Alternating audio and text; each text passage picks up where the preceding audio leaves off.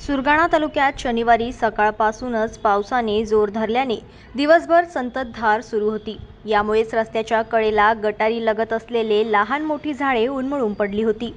यामध्ये सुरगाणा ते उंबरठाण या गुजरात राज्य जोड महामार्गावर कोठुळा गावाजवळील चिंतामण वाडी येथे शनिवारी सकाळी 7 वाजेच्या दरम्यान बाभळीचे झाड रस्त्यावर मधोमध पडल्याने वाहतूक बंद झाली होती।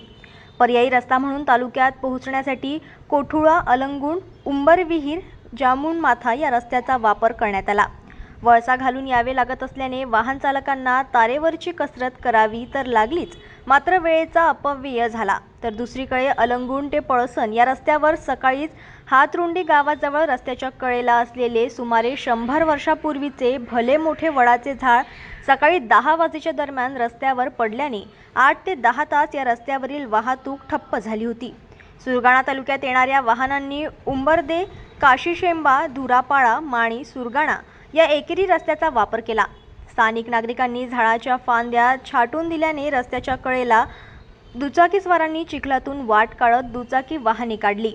याबाबतीत सार्वजनिक बांधकाम विभागाने तात्काळ दखल घेत कोठुळा गावाजवळील रस्त्यावरील बाभळीचे झाड जेसीबीने हटविण्यात आले, तर 5 वाजेपर्यंत हातरुंडी गावाजवळील वडाचे झाड हटविण्यात आले।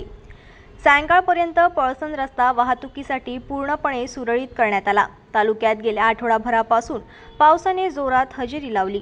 रस्त्याच्या कडेला दुतर्फा असलेली झाडे उन्मळून पडतात। याबाबत नैसर्गिक आपत्ती विभाग, तहसील कार्यालय तसेच नागरिकांनी तात्काळ कळविले। वाहतूक विस्कळीत होऊ नये म्हणून दखल घेत जेसीबीच्या सहाय्याने दोन्ही रस्ते वाहतुकीसाठी खुले करण्यात आले। पावसाळ्यात जेसीबी चालक तात्काळ उपलब्ध होत नसल्याने थोडा उशीर होता। जनमत लाईव्ह न्यूजसाठी बोरगावमधून लक्ष्मण बागुल यांची रिपोर्ट।